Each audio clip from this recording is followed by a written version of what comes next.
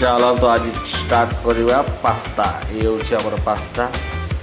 तेल कड़े बसैला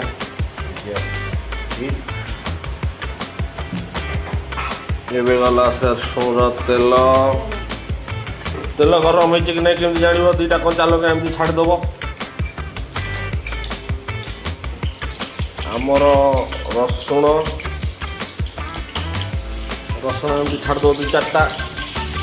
तेल बाहर गरम हो जीरा टे पकईदे एमती पकईब एमती देखिपे ये आमर जीरा नालिया हो तापर पड़ो पियाज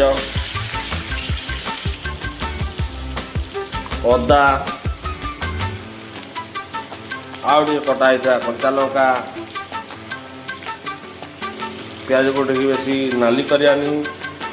अल्प समय पर मिनटे पकईदा गाजर आमर बीट आ कि कटा शिमला लंका अल्प भाजी होगला आम पकईदे कटा होता टमाटर स्वाद अनुसार लुण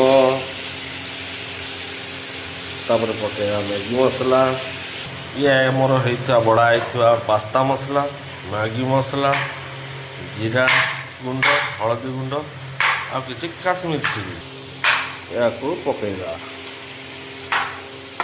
तापर पतियार कटर कटर कटर कटर कटर कटर कर भाजीदेवा टी लगला लगला बागी है बेल के देदेव पास्ता के आसेन चल नब कट कट जाऊे माड़ी मोर पास्ता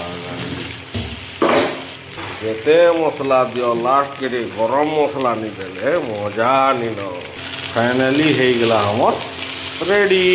चलो रे पिले खाई बस।